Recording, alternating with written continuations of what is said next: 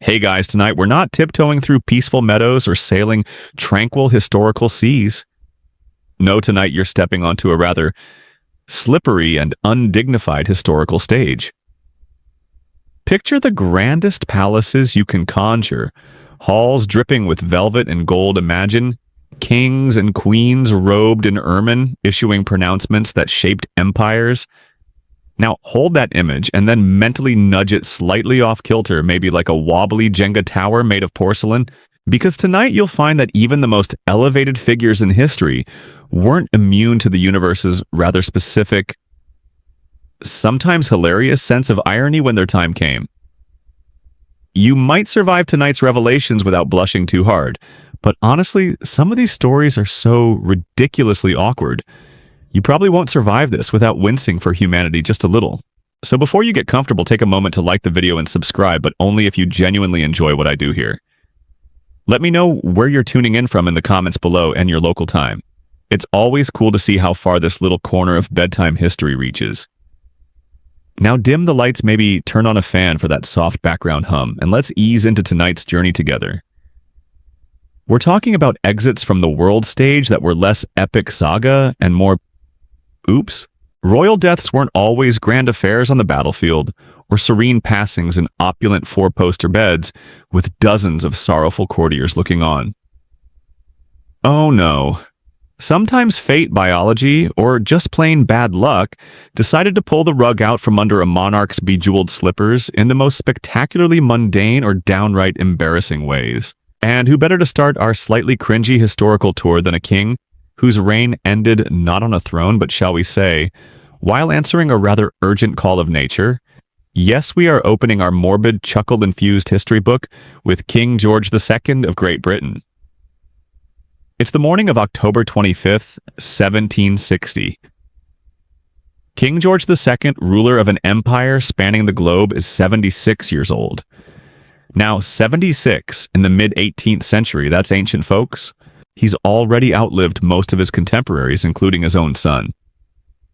He wakes up at Kensington Palace, seems pretty chipper according to the accounts. You picture him shuffling around, perhaps complaining about the damp London air. Standard old person stuff, honestly. He drinks his cocoa as was his custom. He asks about the weather, chats with his valet. A totally normal morning unfolding century style. But history, as it turns out, had other far less dignified plans for George II. He needed to use the privy. Now think about going to the bathroom. It's a solitary Act 1 where you really don't expect to become a historical footnote, right? Most of us just scroll through our phones these days. George probably had a particularly stiff piece of parchment to look at, maybe the latest gossip on ministerial infighting. Whatever his morning ritual as he was sitting there, a great cry was heard from the privy closet. His valet rushes in and finds the king on the floor. Lifeless. His face bears the marks of the effort he'd presumably been making. That's a polite historical way of saying he was straining. And straining, as some sources imply rather mightily. The initial reports were hushed and diplomatic naturally. A sudden collapse, a heart issue, old age finally catching up. But the autopsy, dear listeners, that's where things got awkwardly specific. The official medical report cited an aneurysm of the ascending aorta, which burst basically a major blood vessel near his heart, decided it had had enough pressure for one lifetime. And while straining on the toilet isn't the only thing that can pop an aneurysm, let's just say the timing and location led everyone to draw some rather unflattering conclusions. The King of Great Britain, France, and Ireland Elector of Hanover, defender of the faith, died on the loo? If that's not a humbling reminder of the biological equality that awaits us all, I don't know what is. You can almost hear the hushed whispers in the palace hallways later that day. Did you hear "no how" in the closet? The absolute opposite of a glorious warrior's end. It's less King Lear and more Homer Simpson trying to lift a sofa. This guy survived battles, navigated complex European politics, fathered like 9 children, and oversaw vast colonial expansion. The mainstream historical fact here is that his reign solidified the power of the Hanoverian dynasty in Britain, and saw the country gain significant ground in the 7 Years' War. only to be done in by sheer biological effort. It feels a bit like training your entire life for a marathon, and then tripping over your shoelaces on the way to the starting line. Now, for a quirky tidbit related to this delightful scene, it's said that before he died, George was reportedly quite worried about his favorite daughter, Louisa, who was the Queen of Denmark and ill at the time. Some accounts suggest he asked his attendants about her fate shortly before heading to the privy, his mind preoccupied with familial stress. So perhaps even in his final moments, a bit of daddy worry might have contributed to his blood pressure issues. A potent, albeit tragic blend of personal concern and fatal biology played out in a very private setting. And while the specifics of his immediate collapse are generally agreed upon based on the autopsy, the burst aneurysm, historians still argue whether this was purely coincidental with his activity exacerbated by a lifetime of rich food and potential stress, or if the strenuous action was the direct precipitating trigger for the catastrophic event. Was it just bad luck striking in the least regal location possible, or did the poor chap literally push himself to death? The thought adds another layer of awkwardness to the whole affair, doesn't it? Imagine the state papers delivered later that morning. Sire, news from the Americas. Sire, where is His Majesty? He's unavailable, permanently. It adds a new dimension to the term abdication, albeit involuntary. It really does put the strain in sovereignty. Honestly, if that were a reality TV show, ending people would riot for lack of dignity. Tune in next week as Lord Higgins faces a fate. Even worse, he sat too hard. This somewhat unfortunate opening anecdote perfectly sets the stage for our exploration. We're looking beyond the valiant sacrifices and quiet passings. We're focusing on the trips, the tumbles, the dietary disasters, and the general facepalm moments that occasionally punctuate the grand tapestry of royal history. From rulers succumbing to things they ate or drank to injuries sustained in utterly ridiculous circumstances, you'll find that even with crowns and kingdoms, vulnerability often arrived with zero fanfare and maximum embarrassment. It's a gentle reminder that no matter how powerful you are, gravity and biology still have the final, often slightly mocking say. Our journey continues now, delving into more equally absurd, perhaps even more cringe-inducing departures from the world. Let's just hope no kings on our list meet their end, trying to open a stubborn pickle jar. Okay, moving swiftly, and perhaps in hindsight, Adolf Frederick wished he had moved swiftly. From death by privy to death by dinner. If King George II's end was awkwardly private, our next subject decided to go out during a very public, or at least household public, national celebration. Prepare yourself for the tale of King Adolf Frederick of Sweden, who by all accounts loved food, perhaps a little too much, to the point where his appetite became his assassin. The year is 1771, it's Shrove Tuesday or Fat Tuesday, the day before Lent begins. Now, historically, this was a day of feasting and using up all the rich forbidden foods before the lean weeks of fasting. In Sweden, this tradition often involved extravagant meals, particularly centered around a rich pastry called semla, a sweet roll flavored with cardamom, filled with almond paste and topped with whipped cream, usually served floating in a bowl of hot milk. Sounds delicious, right? Maybe not eat enough to die delicious, but certainly festive. King Adolf Frederick, reigning from 1751, was known, like many monarchs of his era, for enjoying the finer things in life, and food was certainly one of them. He was also known as a rather weak king politically.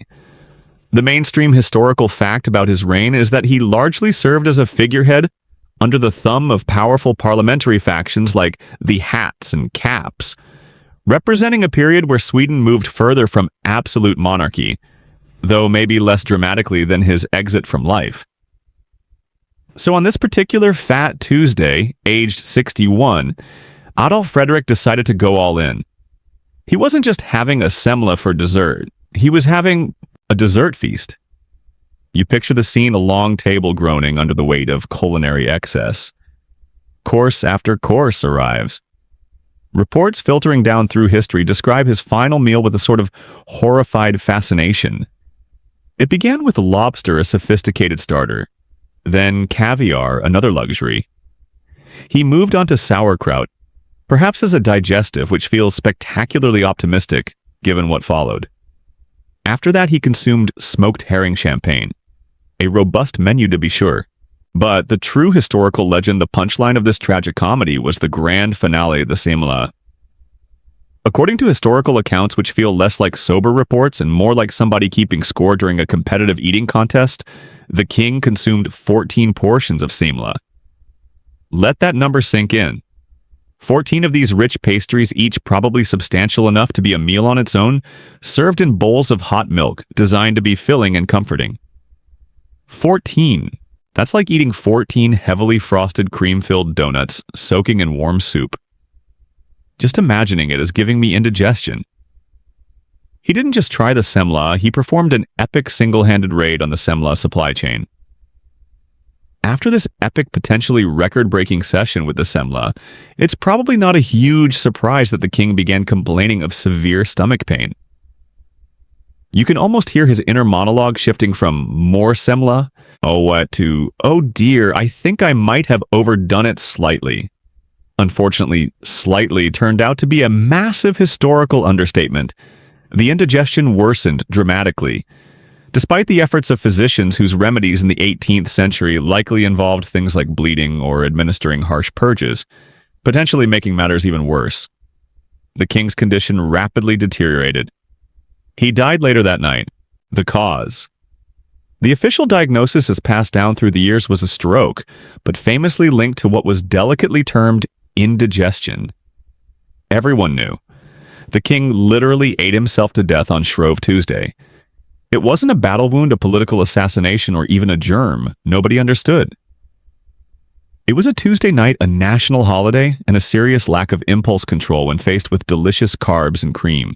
His death cemented his rather unfortunate legacy in popular Swedish culture, not just as a figurehead king, but forever associated with this epic fatal meal. He's known affectionately, if darkly, as the king who ate himself to death. For a quirky tidbit, the Shrove Tuesday tradition of eating semla is still very much alive and well in Sweden today. They're sold everywhere in the weeks leading up to the day, and Swedes consume millions of them annually. While nobody aspires to Adolf Fredrik's fate, his legendary gluttony on that fateful day means that every year around late winter, people can't help but think of him while enjoying their own modest portion of semla. He achieved a kind of culinary immortality, albeit the kind that serves as a cautionary tale. Eat semla, but maybe just one, or perhaps two. Definitely not 14. Your stomach and potentially your vital organs will thank you. Now, while the popular narrative is fixed on death by semla and everything else on the table, historians still argue whether it was purely the quantity of food ingested that directly caused a fatal event like a stroke or circulatory collapse, or if the extreme strain of processing such a massive rich meal merely triggered an underlying, perhaps unknown health condition. Was the sheer mechanical stress on his digestive and circulatory systems the direct cause, or was it just the straw that broke the already weak camel's back? Or arteries? It's the historical equivalent of wondering if a bridge collapsed because the truck was too heavy, or because the bridge was already compromised and the truck just happened to be on it. Either way, dying after eating 14 pastries, a lobster, caviar, and herring platter is undeniably one of the most unglamorous ways to shuffle off a royal coil. He didn't even choke, which would have been, a way to go after stuffing your face. He apparently just filled up until his system gave up. Light joke 2. You picture his portrait usually serene and regal, and now you can't help but see him mid-chew pastry crumbs, possibly adorning his kingly beard. What a way to go. Your legacy. He died for the pastries. At least he died doing what he loved. Probably not a comfort to his successor, Gustav III, who had to pick up the pieces after this rather sticky end. From the privy floor to the groaning table, royal demises continue to redefine the concept of dignified exit. Our next monarch found his end simply by walking through a doorway, because of course that can happen, from death by excessive pastries to a literally mind-numbingly simple accident. If you thought eating 14 semlas was an embarrassing way to check out, prepare yourself for King Charles VIII of France. because sometimes history proves that architectural hazards can be more lethal than enemy armies or digestive system overloads. Imagine leading a nation engaging in ambitious foreign wars, wielding immense power, only to be fatally tripped up by interior design choices. The year is 1498. Charles VIII is the King of France, a young man of 27. He had a rather ambitious reign, even in a short time. He'd been heavily involved in Italian affairs, attempting to assert dynastic claims. A mainstream historical fact about his reign is that he initiated the French invasion of Italy in 1494, kicking off the Italian Wars, a series of conflicts that would reshape the European political landscape for decades. So this is a king used to strategic maneuvering diplomatic games, and probably wearing uncomfortable amounts of armor. A man you'd think quite capable of navigating obstacles. However, on April 7th, 1498, Charles VIII was at the Château d'Amboise, one of France's most beautiful Loire Valley castles. You picture him there, maybe planning his next move in Italy, surrounded by advisors, perhaps admiring the tapestries. A typical day at the sprawling royal residence. That evening, he decided to go watch a game of jeu de paume, an early form of tennis often played indoors, being held in the castle moats. An odd choice of venue, but apparently a common spot there. Now, getting to the specific playing area involved walking through some corridors, and crucially, it involved going through a doorway. Not just any doorway, though. History describes it as a relatively low and perhaps narrow passageway that was reportedly used as a shortcut to the moats. Maybe the main entrance was flooded that day, or maybe Charles was just feeling a bit impulsive. He wasn't known for being the most physically robust or quick-witted monarch. Accounts often describe him as being quite small and not particularly coordinated. So he's walking along with his Queen Anne of Brittany and some courtiers heading towards the jeu de paume game. He reaches this specific, apparently ill-fated doorway, and for reasons that remain simple human error rather than grand conspiracy, King Charles VIII of France walked straight into the top of the low stone archway. You can almost hear the thud. Think about hitting your head, even mildly, on something unexpectedly. It smarts, you might see stars for a second, maybe you say something you shouldn't.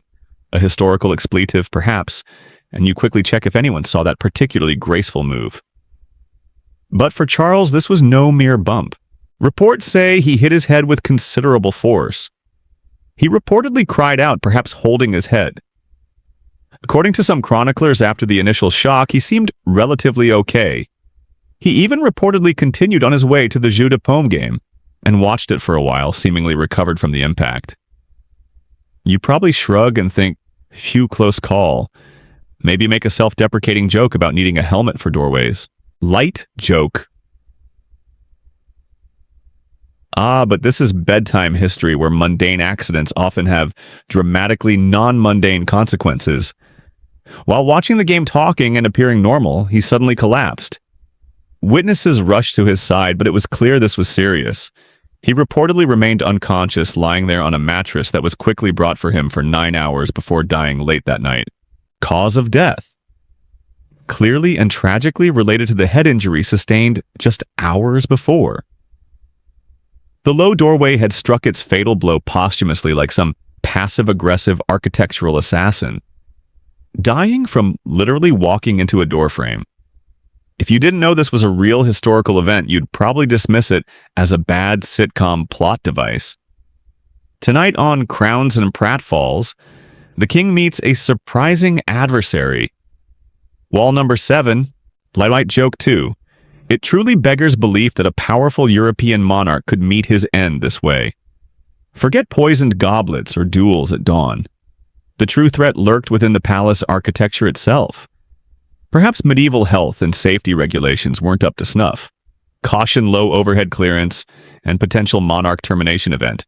Hi, for a quirky tidbit related to this story, apparently this particular passage at Château d'Amboise wasn't usually traversed by the king and queen in this way. They reportedly used it on this specific evening because the nobles accompanying them recommended it as a route with cleaner air, supposedly better ventilation than the usual path. So, in a bizarre twist of fate, the king might have taken this lethal shortcut due to some ill-advised medieval wellness advice. Your Majesty, try the airy route, it's much healthier. Famous last steps indeed. And while the broad strokes of Charles VIII's death are clear, bump on the head followed by collapse and death, historians still argue whether the head injury itself was directly and solely fatal by causing, say, immediate severe brain trauma or internal bleeding, or if the trauma triggered another underlying pre-existing condition. Did it directly burst a vessel in his brain? Or did the shock to his system overwhelm an already weakened constitution? Could he have been predisposed to a stroke or seizure, and the impact simply precipitated it? The lack of detailed contemporary medical analysis means the precise physiological mechanism remains open to some degree of interpretation. But regardless of the exact cranial calamity, the initial trigger point remains fixed, the innocent stone archway. Imagine explaining that to the next generation of nobles. So, His Majesty perished leading a charge against Milan.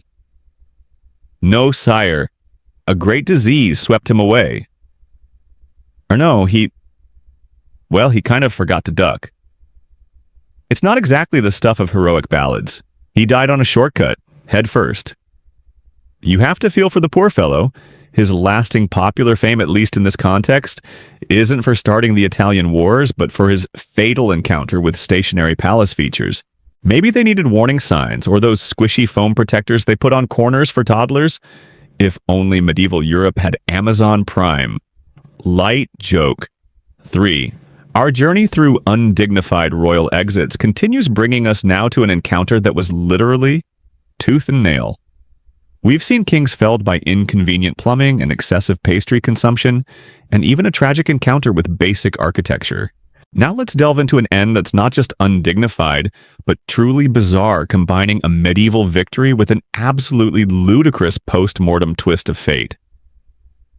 This one involves a Viking chieftain, a battle trophy, and arguably a severe lack of dental hygiene in his defeated foe. Let's travel north to the wilder parts of 9th century Scotland, an era when Vikings were very much making their presence felt. Our subject is Sigurd Eysteinsson, known as Sigurd the Mighty, or sometimes Sigurd Reikes. He was the second Earl of Orkney, a powerful Norse jarl who carved out a considerable territory for himself. His rule represents a period of significant Viking expansion and consolidation of power in northern Scotland.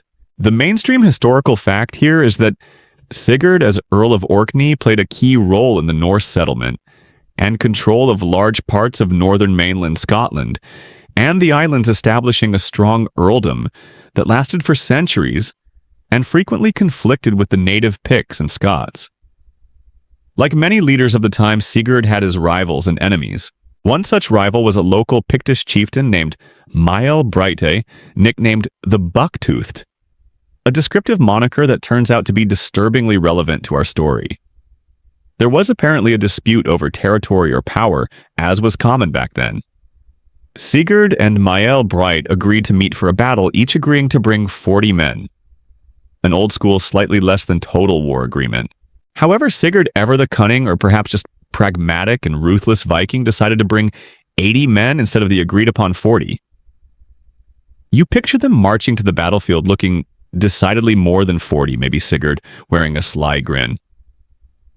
Mael Brigte arrived with his promised 40, took one look at the significantly larger Norse force, and probably muttered something impolite under his breath, potentially even gnashing those rather notable buck teeth of his. The battle was unsurprisingly quick and decisive, given Sigurd's numbers advantage. The Picts were routed, and Mael Brigte and his men were defeated and killed.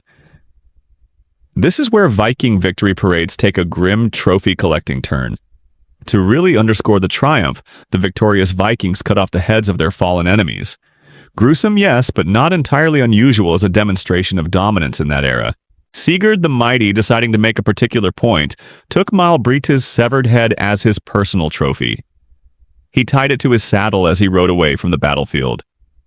Imagine that ride home. You've won the day, vanquished your enemy, secured your land. You're feeling victorious, perhaps a bit adrenaline-fueled, maybe even slightly proud of your rather grotesque souvenir. You're cantering along sunlight, perhaps catching the unfortunate chieftain's features. Now, here's the part that sounds like something out of a historical dark comedy or a very specific horror film. As Sigurd rode Mael Brigte's severed head, dangling from the saddle, bounced rhythmically against Sigurd's leg. And because Mile Breit had those famously prominent buck teeth with every bump of the horse, the dead chieftain's teeth scraped and chafed against Sigurd's leg, which was unprotected by armor below the knee.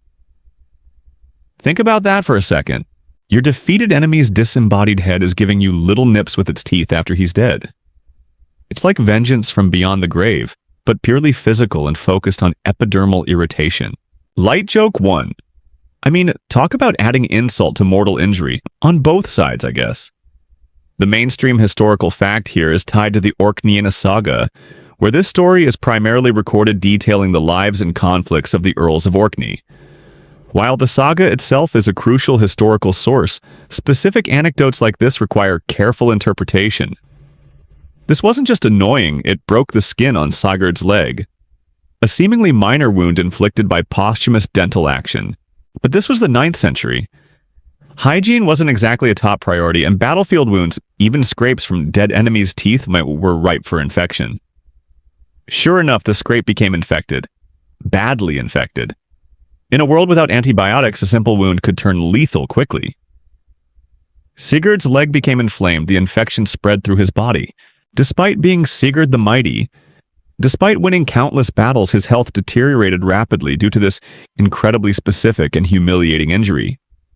Sigurd Eysteinsson, Earl of Orkney, did not die heroically in battle surrounded by loyal warriors. He died due to an infection from a scrape caused by the bouncing, severed head of his buck-toothed enemy. Of all the ways to go getting gnawed on by your dead foe's dental work while riding your horse, it's arguably one of the most historically unique and profoundly awkward. He was literally defeated by a headless enemy's bite. Light joke 2. You have to imagine the conversation with the other chieftains. So, Sigurd, noble warrior, died bravely, sword in hand. Well, no, he died of sepsis, caused by teeth, attached to a head, on his saddle. Right then.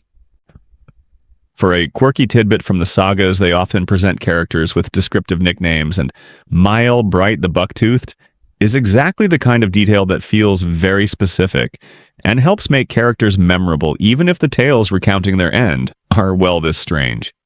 The inclusion of this dental detail gives the story a particularly vivid and gruesome specificity that sticks with you, and it certainly underscores the dangers of treating enemy body parts as casual saddle decoration. Maybe a velvet cushion next time, or just leave the heads on the battlefield. Hindsight is 20/20. As compelling and specific as the tale is, historians still argue whether the precise details of this incident occurred exactly as recounted in the sagas. Sagas were often written down centuries after the events they describe, serving partly as history and partly as literature, sometimes exaggerating or adding vivid and sometimes unbelievable details for dramatic effect. While Sigurd was a real historical figure and did engage in conflicts with local rulers, the tale of the fatal tooth scrape from Mile Breit's severed head might be a later embellishment, a memorable but potentially folkloric explanation for a powerful figure's unexpected demise. Was it really buck teeth in a saddle ride, or did he just get an infection from a battle wound, and the saga teller invented a much more exciting and mortifying narrative? We'll never know with absolute certainty. But it's a cracking story, isn't it? Truly makes you consider medieval risk assessments, dental plan, battle trophies. Nope, just good old fate and bad luck colliding spectacularly. Light joke 3. Next we consider another mighty figure undone not by combat, but by a sporting injury that went very, very wrong. Alright. Let's keep moving from slightly less toothy ends to others that involve unfortunate physical missteps. Maybe less about bouncing heads and more about personal balance and dexterity. Or lack thereof. We journey now into the story of a king whose potential undoing wasn't a poisoned blade, or even dietary indiscretion, but maybe just being a bit too keen on rough play, possibly exacerbated by trying to evade assassins in a spot you wouldn't send your worst enemy. We're talking about King James the Feedworm of Scotland. James Knight was a fascinating figure. He spent a large part of his youth, 18 years, held captive in England by the English kings Henry IV and Henry V after his ship was captured. During this time, he received an excellent education and wrote poetry. A mainstream historical fact about him is that he is considered one of Scotland's finest medieval poets, composing works like The King is Square during or after his captivity, showcasing a cultured side, often at odds with the rough politics of his time. Upon his return to Scotland in 1424, he proved to be a determined and ruthless ruler working to centralize power and bring unruly nobles into line. But James, it seems, also enjoyed physical pursuits. And this is where the story takes a turn towards the, let's say, potentially clumsy. Accounts vary slightly, which allows for historical debate, but there's a recurring theme linking some physical injury or weakness he sustained relatively late in life to the circumstances of his death. The popular, though possibly exaggerated or embellished version, suggests he was injured maybe quite badly during some kind of physical contest or rough play.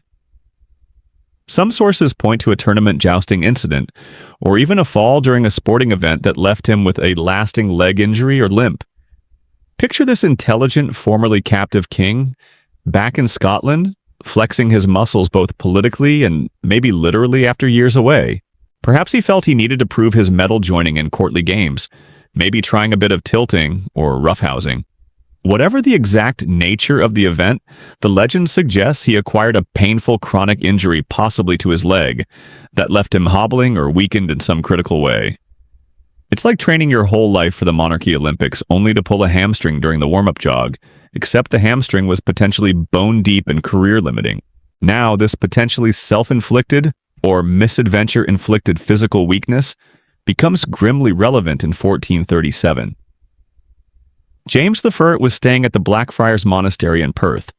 There was a conspiracy among some of his disgruntled nobles who resented his strong-arm rule. On the night of February 21st, 1437, a group of these conspirators attacked the monastery to assassinate the king. You can imagine the chaos breaking out, shouts, steel-ringing guards being overwhelmed. James, being the king, needed to make a quick escape. But here's where the story takes a decidedly undignified turn. Anticipating trouble, James had reportedly had a manhole cover removed from the floor in his chamber, leading to a sewer drain or cesspool area underneath. The idea was he could quickly duck down there and hide until the immediate danger passed. A secret, unsanitary bolt hole. So as the assassins burst into the building, James supposedly tried to implement his rather pungent escape plan.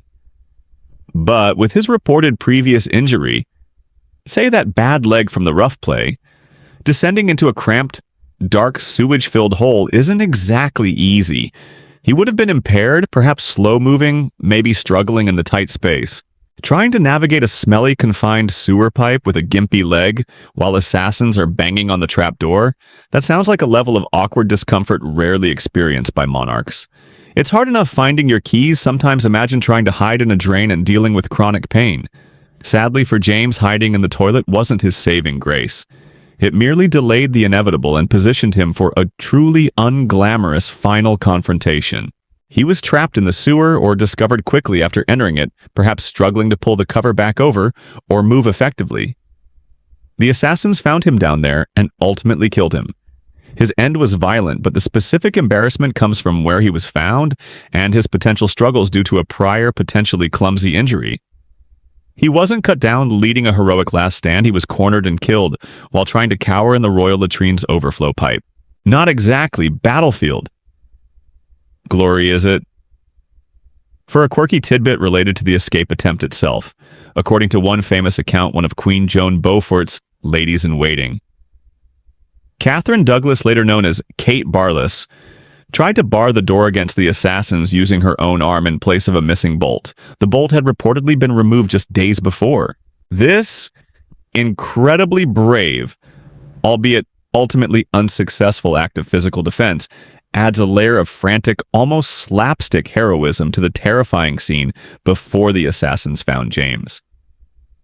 A noble sacrifice followed by, well, the king being discovered in the muck. The narrative around James's injury before his death is complex. Historians still argue whether he actually had a significant, persistent physical disability prior to the assassination, possibly caused by an old athletic or military mishap, or if stories exaggerating his frailty or a specific prior incident became intertwined with the assassination account to explain his failure to escape or fight effectively. Some sources focus on the injury he may have sustained during the chaos of the attack itself, perhaps when trying to use his ill-fated escape route as the more immediate debilitating factor.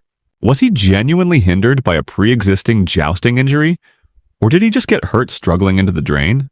Either way, the picture is clear: a monarch cornered in a supremely unhygienic and constricted space, unable to make a dignified escape, possibly struggling due to a physical limitation, whether new or old. It's less Valhalla awaits and more, could someone get me a towel and maybe a map out of here? His reign ended not with a flourish of swords, but arguably because of poor personal mobility options, during a crisis and a spectacularly ill-advised hiding spot. He literally tried to go down the drain and it backfired spectacularly. You really have to wonder what the post-assassination report sounded like. Sir, the king has been dealt with. He was located underneath the privy. Regicide with plumbing issues. The depths of royal embarrassment seem bottomless.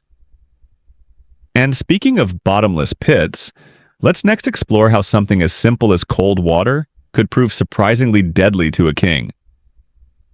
Okay, shifting gears slightly from sewer hideouts and posthumous dental work, let's consider a more fluid situation. One involving thirst cold water and a truly terrible historical diagnosis. Our next exhibit in the Museum of Awkward Royal Exits is King Philip V of France. Philip the Mind reigned from 1060 to 1108, a remarkably long reign for the time. He was a Capetian king, part of the dynasty that was slowly but surely consolidating royal power in France against sometimes unruly vassals.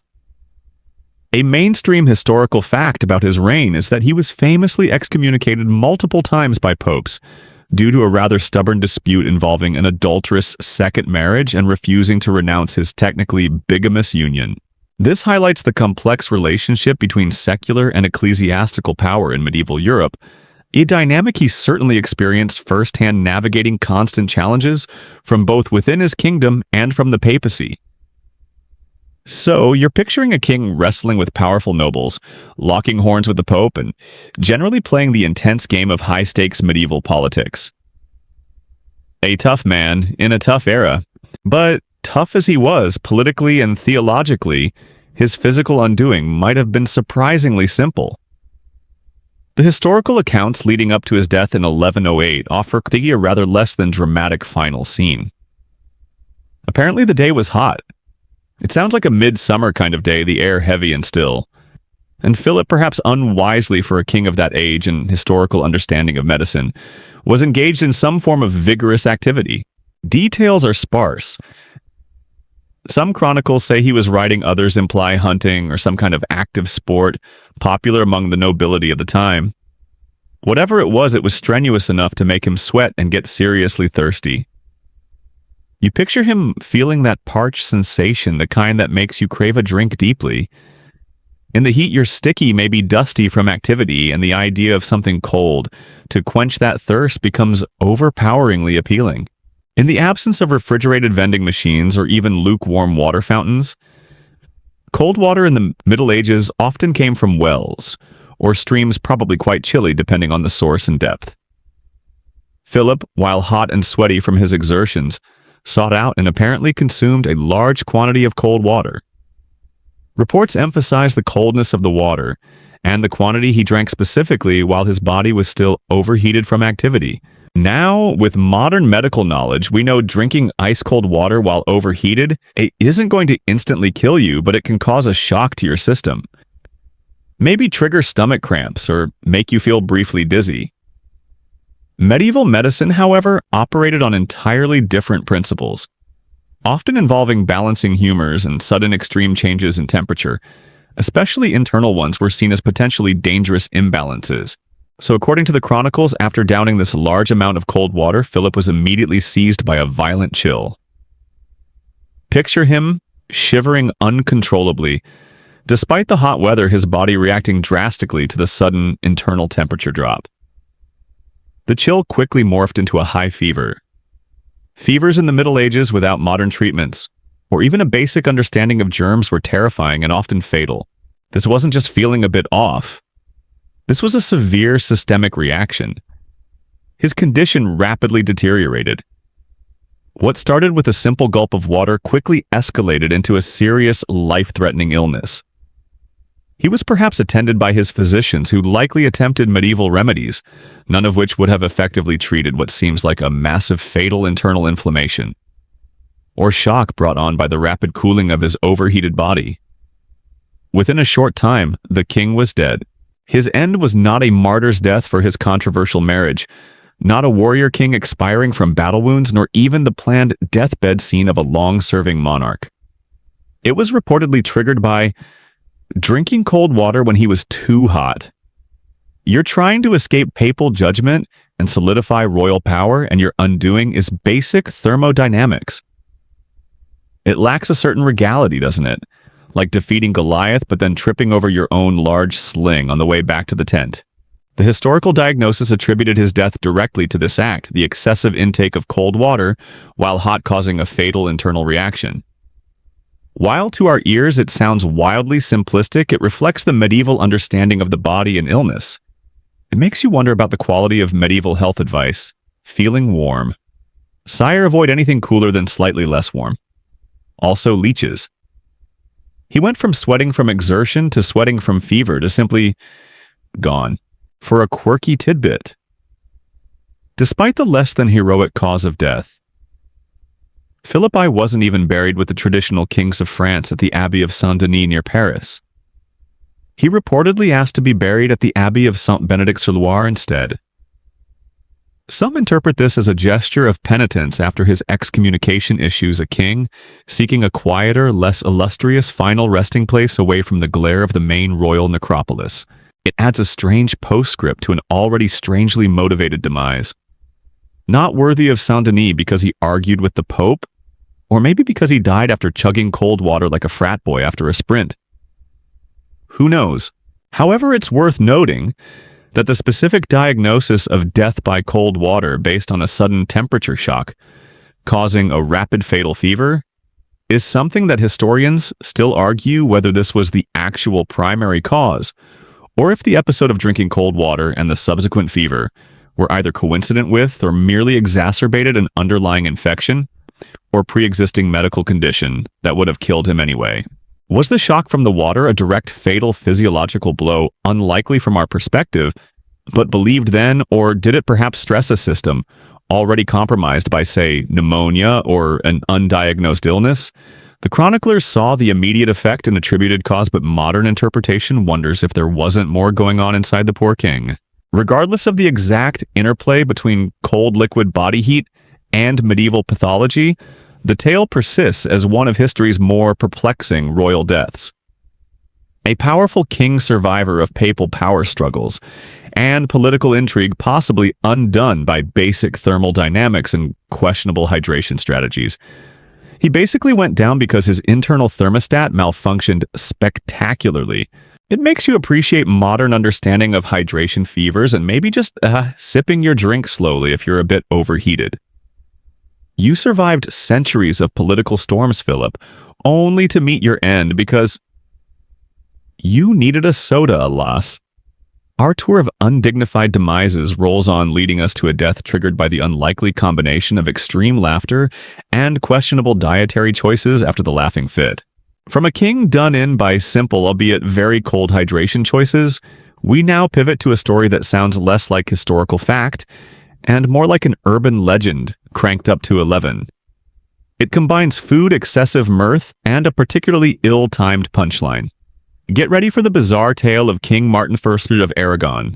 Martin the I, also known as Martin the Humanist, reigned as King of Aragon, Valencia, Majorca, Sardinia, and Corsica, as well as Count of Barcelona starting in 1396. His time on the throne coincided with significant internal challenges and external pressures. A mainstream historical fact about his reign is that upon the death of his only surviving legitimate son, Martin the Younger, in 1409, a succession crisis was triggered, leading to the compromise of Caspe after Martin's own death. A significant event in the history of the Crown of Aragon, where representatives elected Ferdinand Marnt of Castile as the new king, thus establishing a new Castilian dynasty on the Aragonese throne. So he was dealing with high-stakes politics, worrying about his dynasty's future, and generally grappling with the heavy weight of a multinational medieval crown. Now fast forward to May 1410. Martin V was 53 years old. He had apparently been suffering from a rather nasty bout of illness recently, possibly something gastrointestinal like dysentery or persistent indigestion, though sources aren't specific with modern diagnoses. He had seemingly recovered, or was at least feeling much better. To celebrate his return to health, or simply enjoying a good evening, he decided to partake in a large banquet. You picture him maybe feeling a little frail, but happy to be back among the living, seated at a grand table piled high with roasted meats, heavy stews, rich sauces, perhaps accompanied by plenty of wine. Typical fare for a royal feast designed to nourish or overnourish a recovering monarch and his court. He reportedly ate heartily, making up for lost time filling his belly after days or weeks of illness.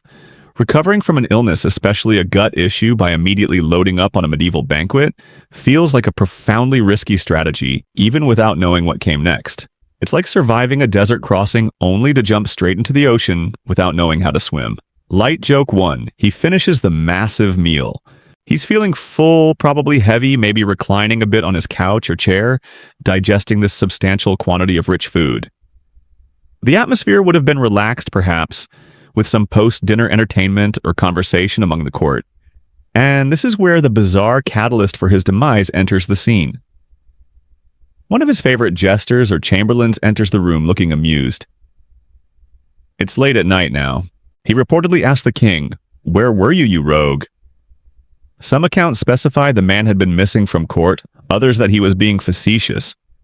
And the jester then launches into what he considers a side-splittingly funny story or joke about an encounter he'd had while chasing a runaway pig. Yes, you heard that right, a punchline about a pig.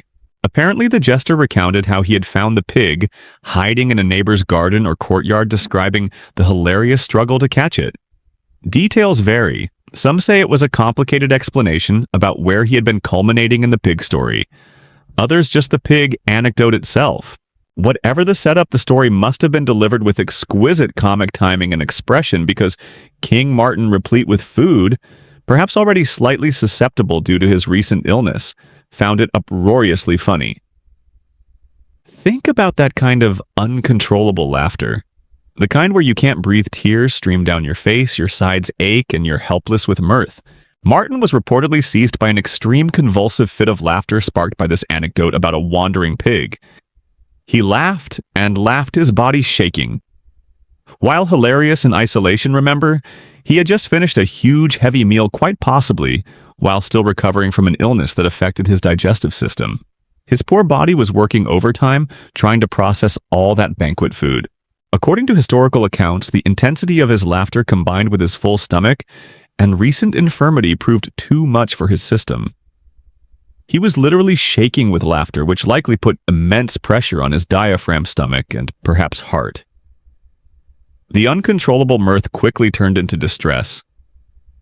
He might have struggled to breathe properly, perhaps went into spasms, or suffered from sudden acute indigestion on a catastrophic scale.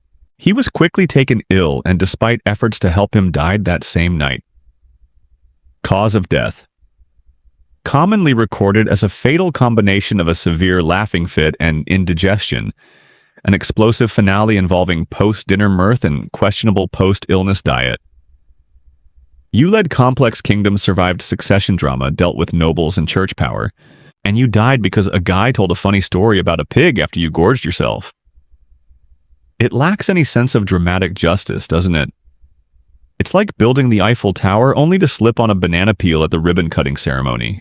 For a quirky tidbit related to this truly unique death, this specific story, recounted by historian Geronimo Zurita in the 16th century based on older sources, makes Martin IV the most prominent and arguably only historical figure known to have definitively died from laughing, a medical concept known colloquially as fatal hysteria or raptures.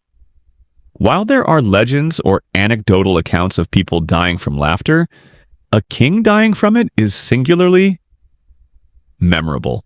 His Wikipedia entries section on his death often summarizes it as, died of a combination of the plague, presumably uncontrolled laughter and indigestion. Though the plague link is far less emphasized in most accounts than the laughter indigestion. The laughter and pig story is the real headline. As you might guess with such a peculiar tale, historians still debate whether the fit of laughter itself was the direct fatal cause of death, e.g., triggering a stroke, heart attack, or asphyxiation in someone already weakened, or if the severe indigestion mentioned, perhaps a ruptured stomach or intestinal failure exacerbated by the physical strain of laughing. Was the actual killer simply precipitated by the intense mirth on a full stomach? Did he genuinely just laugh himself to death? Or did he die from catastrophic digestive failure that the laughter and perhaps recent illness brought on? The primary sources mentioning this often connect the two, closely the laughter causing a physical reaction that his stomach couldn't handle. Regardless of the exact physiological sequence dying, because you found a pig joke that funny right after a heavy meal following a sickness, remains profoundly, magnificently, and tragically awkward. He died of gastrointestinal distress, complicated by excessive jocularity.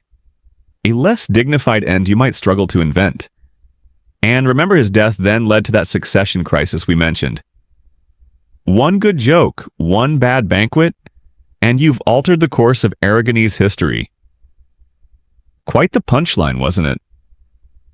Our next unusual royal ending involves not comedy, but something equally disorienting. The potential terror of being buried? Possibly while not entirely dead.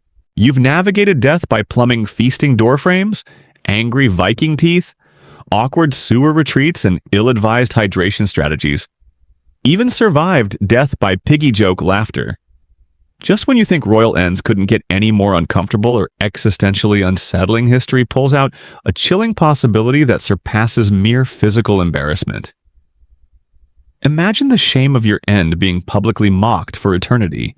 Now imagine something infinitely worse being aware of your burial. Welcome to the unsettling legend of Emperor Zeno. We're heading back to the late 5th century AD to the Eastern Roman Empire, also known as the Byzantine Empire, with its capital in Constantinople. Emperor Zeno reigned, albeit intermittently, and often facing usurpation attempts from 474 AD until his death. His reign was turbulent. A mainstream historical fact about him is that he spent considerable effort navigating complex and divisive theological controversies within Christianity, attempting to find common ground and maintain unity across his diverse empire, even issuing the controversial Henoticon decree to bridge divides which ultimately pleased few.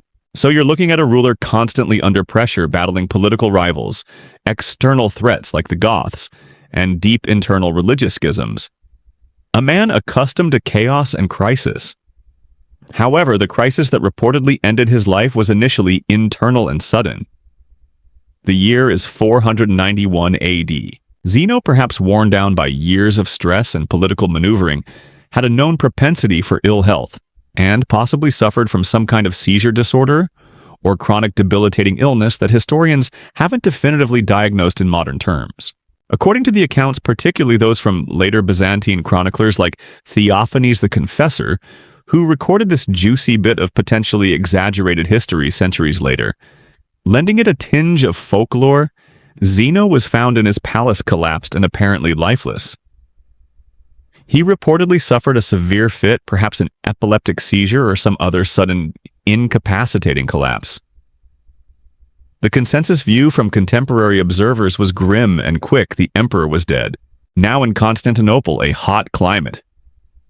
Rapid burial wasn't just tradition, it was practical. Furthermore, securing the succession was paramount. A dead emperor's body was a liability until his successor was safely on the throne. There was little time for lengthy death watches or verification processes as we might expect today. Speed was of the essence. So you envision the scene: the emperor collapses, presumably stops breathing, or appears entirely inert.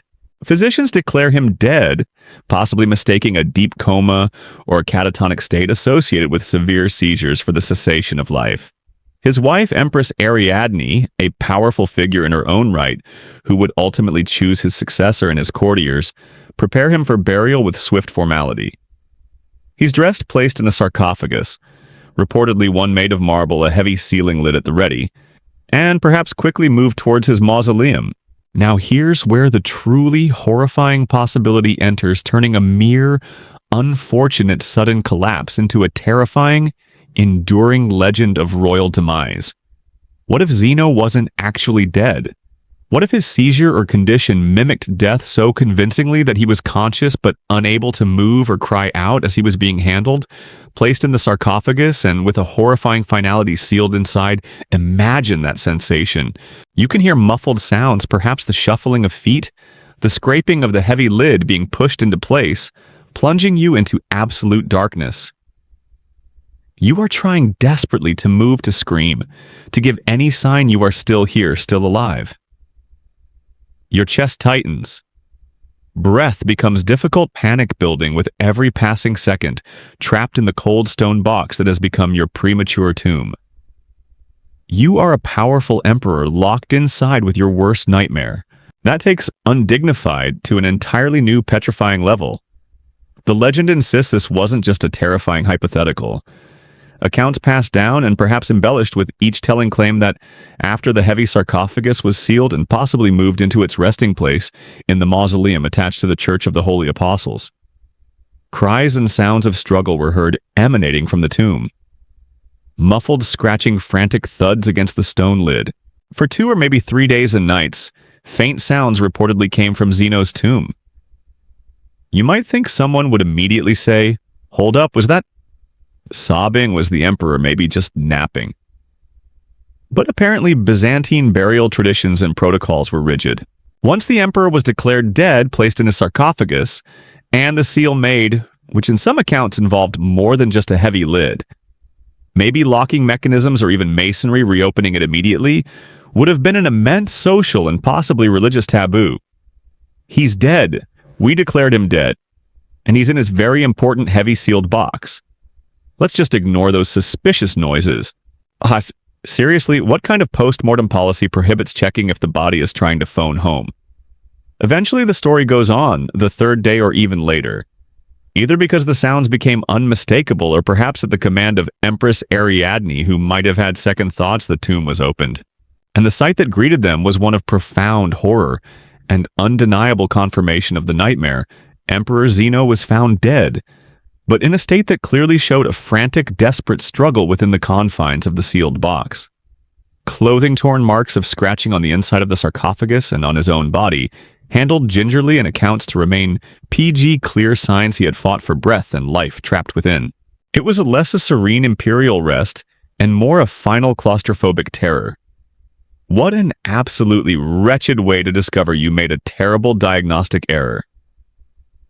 Turns out Sire wasn't quite resting when he was resting in peace. For a quirky tidbit surrounding this morbid tale, some versions of the legend involve Empress Ariadne being questioned later about why the tomb wasn't opened sooner. The common response attributed to her is along the lines of, because of the rules and because he had such cruel habits that no one dared interfere once the order had been given. Whether this was actual commentary on Zeno's perceived tyranny or later attempt to explain the shocking inaction, it adds another layer of complexity. Maybe his unpopularity or known severity contributed to his unfortunate delayed rescue besides the protocol.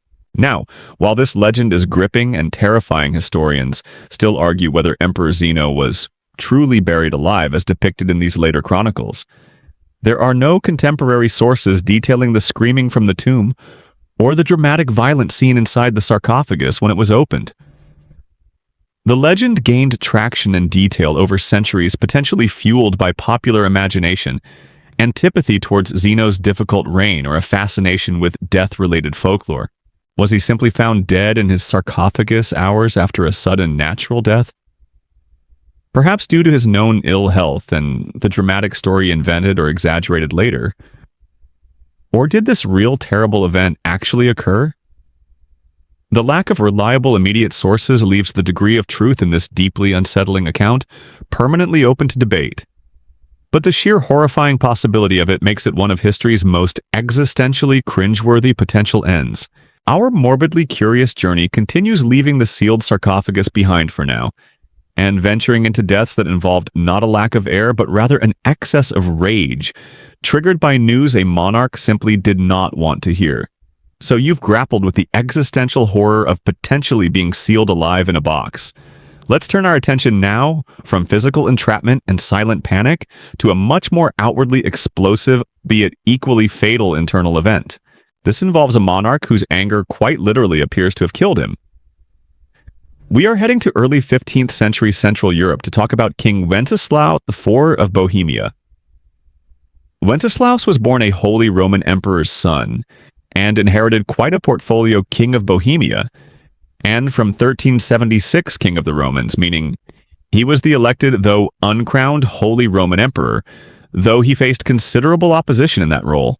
His reign was turbulent, marked by conflicts with his own nobility, disputes with the church, and a deep involvement in the religious turmoil sweeping Central Europe in the prelude to the Hussite Wars.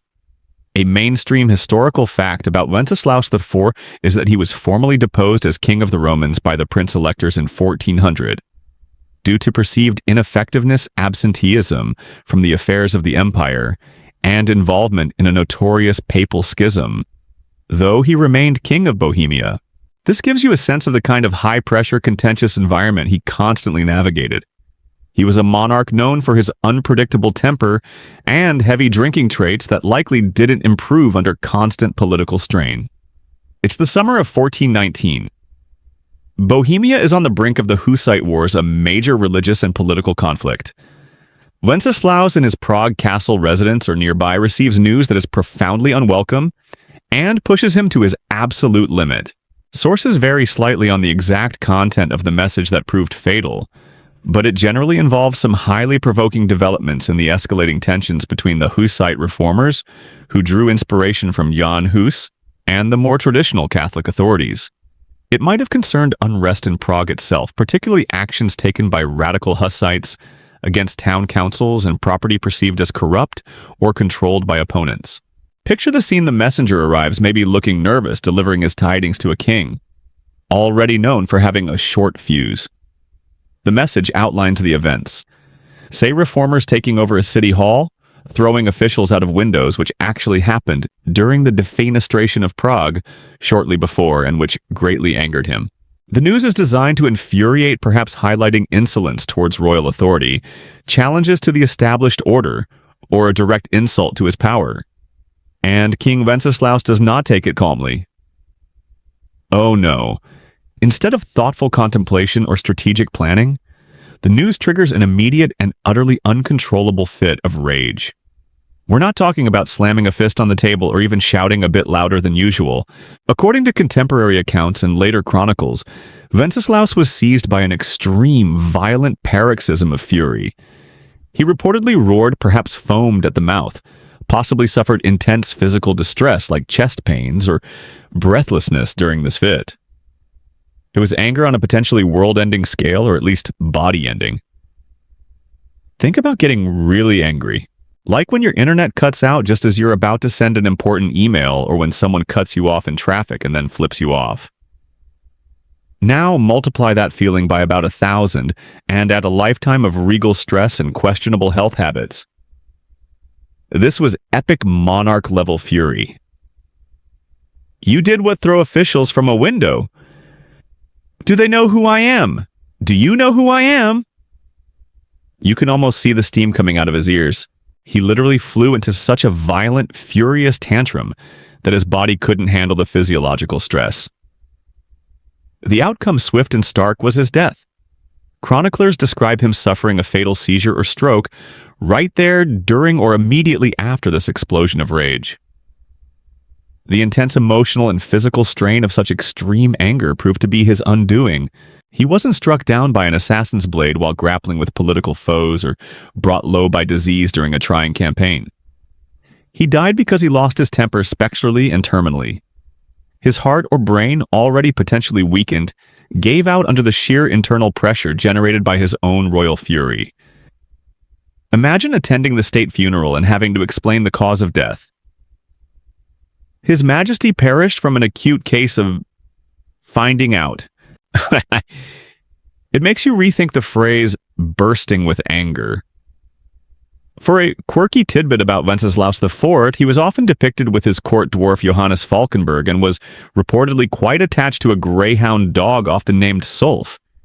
In accounts, a Latinized version of Wolf, whom he allegedly gave robes of honor to wear, perhaps seeking companionship, less troublesome than his human nobles or church officials. It paints a picture of a somewhat volatile ruler whose personal life included affection for animal companions, perhaps contrasting with his legendary fits of human-directed anger. It adds a slightly peculiar personal detail to a monarch known for his volatile temper. Maybe his dogs never brought him bad news about defenestrations.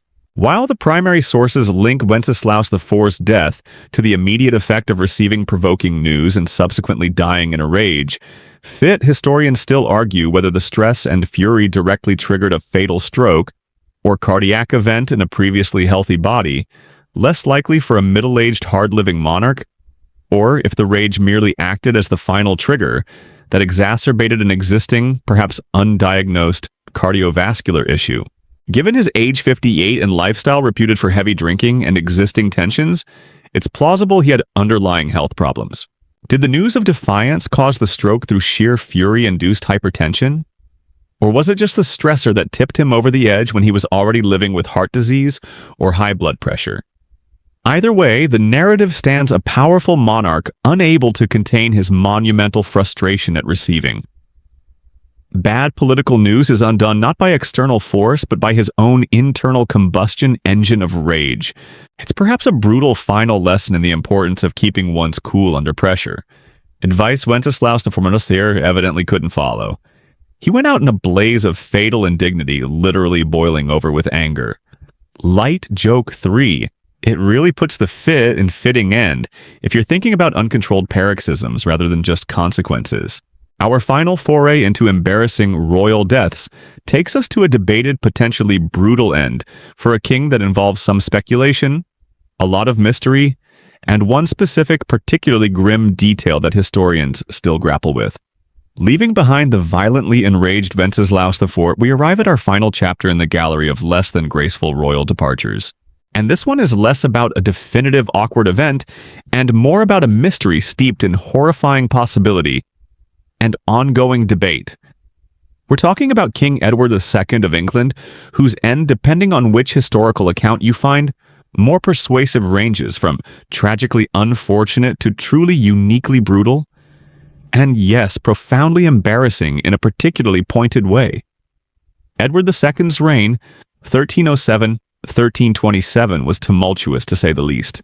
He struggled with internal opposition from powerful barons, faced significant military defeat by the Scots, and famously drew controversy due to his close, arguably inappropriate by medieval standards relationships with male favorites like Piers Gaveston and Hugh Despenser the Younger. A mainstream historical fact of his reign, perhaps the most militarily significant, was his devastating defeat at the Battle of Bannockburn in 1314 against Robert the Bruce, a loss that effectively secured Scottish independence and humiliated England. So his reign was already marked by failure and unpopularity before we even get to its rather sticky conclusion. By 1327, his failures, particularly his devotion to Hugh Despenser and the corruption and resentment this caused, had turned much of the English nobility against him. His estranged wife, Queen Isabella, known chillingly as the She-Wolf of France, launched an invasion with her lover Roger Mortimer. They were successful, and Edward II was deposed in January 1327, effectively forced to abdicate in favor of his young son, Edward III. Edward II was then imprisoned. Initially moved around different castles, eventually ending up at Berkeley Castle in Gloucestershire. And this is where the narrative forks, dramatically leading to one of the most enduring cold cases of medieval history.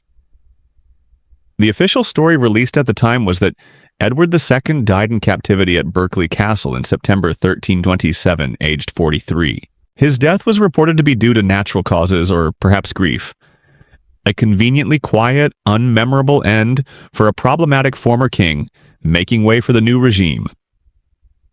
However, the very rapidness of this official account, the previous animosity of his captors Mortimer and Isabella, effectively controlled the kingdom. And some highly suspicious details quickly led to rumors, and eventually more disturbing narratives gaining traction. If you wanted a deposed king gone for good, preventing any future claims or challenges, a quiet death might work, but it doesn't scream finality or send a clear, visceral message about the new power structure. Medieval politics was often about sending messages, sometimes in blood. And here's where the legend, or the truly gruesome possibility, comes in. The story that emerged gaining considerable notoriety and recounted by several later chroniclers like Geoffrey Le Baker describes Edward VII's death in a manner designed for maximum pain, symbolic humiliation, and to prevent the possibility of future heirs. Something Roger Mortimer, not of royal blood himself, would have been keenly aware of regarding the boy King Edward III. The infamous account involves his captors taking a red-hot poker or an iron spit, probably shove it into his rear end, inflicting horrific internal injuries that would leave no obvious marks of violence on the outside of the body for public viewing, thus maintaining the pretense of a natural death while being uniquely agonizing, and serving as a final vicious, sexually charged humiliation, referencing the common though likely simplistic view that his controversial relationships defined his problematic reign. Imagine the pure agony, the heat, the unspeakable violation, dying in such a deliberately cruel, undignified manner. It is a truly visceral, stomach-churning end, arguably the most embarrassing and painful method on our list, short of being buried alive. Forget death by pastries or head trauma. This was state-sponsored, high-temperature intervention. You shudder at the sheer cruelty implied. A king overthrown and imprisoned meets his end in darkness, screaming in unspeakable agony, his last moments consumed by pain, and perhaps a dawning realization of the deeply personal, targeted nature of the attack. It is not a quiet death, but one engineered to be brutal beyond imagination, while leaving a plausible official narrative. This story of the red-hot poker is undeniably horrific, and lingers in the popular imagination as Edward II's fate. It combines assassination with targeted final humiliation. What kind of farewell tour is that? Thanks for reigning now about this unusual fireplace tool? But here's the historical wrinkle. The vivid accounts of the red-hot poker appear significantly later than the event itself, making their veracity questionable. Contemporary reports of his death often don't mention this specific, gruesome method. This, combined with Edward's known ill health towards the end of his life, and the general ambiguity surrounding deaths in medieval prisons, leads to the strong alternative theory. Perhaps Edward II wasn't murdered at all, at least not in such a spectacular fashion. Maybe he did die naturally or from mistreatment unrelated to infernal instruments. And the even more intriguing alternative theory, supported by some tantalizing, though debated historical breadcrumbs, suggests that Edward II didn't die at Berkeley Castle at all. There are arguments put forth by some historians, based on potentially misinterpreted letters and testimonies, that Edward somehow escaped or was allowed to flee captivity and lived for years afterwards in continental Europe, possibly in Italy, living in obscurity. Some accounts from years later claim to have encountered him, maybe recognizing the former king. It's a compelling Elvis is alive theory for the 14th century. You survived deposition in prison, potentially avoided a hideous murder method, only to end up perhaps gardening in Italy after ruling England. What a step down. Used to command armies, now just arguing with Luigi about tomatoes. IKEA, for a quirky tidbit related to this survival theory, a fascinating piece of evidence often cited is the Fieschi letter, written years after Edward's reported death by a Genoese priest named Manuel Fieschi to Edward III. The letter describes how Edward II allegedly traveled incognito across Europe, and lived a pious retired life, eventually dying years later. While some dismiss it as a fabrication or misunderstanding, others see it as potential confirmation of the survival theory, suggesting powerful figures wanted him dead officially but allowed him to slip away quietly. A historical whisper network claiming the ex-king was actually fine just elsewhere. So, which is it? a death by unique, unspeakable cruelty aimed at maximum symbolic disgrace. A quiet, perhaps neglect-induced natural end in prison? Or a life in hiding? Escaping death altogether but losing everything else. Historians still argue whether Edward II was brutally murdered at Berkeley Castle, died of natural causes while imprisoned, or perhaps survived and lived in exile. The evidence for the red-hot poker relies on the later, potentially embellished accounts. The survival theory relies on ambiguous documents and later testimonies. The quiet natural death lacks conclusive proof beyond official pronouncements. It leaves you pondering a historical enigma, choosing the least likely, most horrifying, or most improbable version of events that suits your fascination. Was it torture, quiet suffering, or just retirement with a dramatic backstory? Whatever the truth, the story of Edward II's potential demise involves possibilities so undignified, from brutal violation to potentially ending up as a European recluse after losing a throne and country, that it provides a suitably unsettling and debated end to our exploration of history's less celebrated, more awkward royal departures.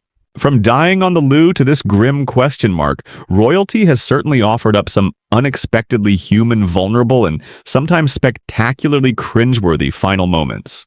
Now, as the curtain begins to softly descend on these historical anecdotes, the castle's quiet and the weight of those strange tales starts to lift, doesn't it? Feel the lingering edges of embarrassment and tragedy begin to soften, like sand dunes smoothing out under a gentle breeze. The echoing thuds, the spectral laughter, the potential screams. They're just distant whispers now, fading into the deep pockets of history we've explored tonight. Allow your breath to deepen. Feeling the rise and fall of your chest? Just you here now, far from the worries of ancient crowns or ignominious ends. These were simply lives lived ending, sometimes in ways they could never have imagined, a reminder of the chaotic unpredictability woven into the human story, royal or otherwise. Let the specific images gently dissolve. The banquet tables, the rough stone doorways, the shadowy prison rooms. They have served their purpose guiding us through the past, but now it's time for rest. Release any lingering thoughts about historical drainage systems or poorly advised tea choices. The figures we met are centuries gone, their struggles, even the embarrassing ones, finished. There's nothing more you need to do tonight. No battles to win, no questionable pastries to avoid, no escape routes to navigate. Just peace, stillness, and the slow, quiet unwinding towards sleep. Drift away from the weight of crowns and controversies into the simple, restoring dark, letting yourself sink. Softer, heavier, sleepier now.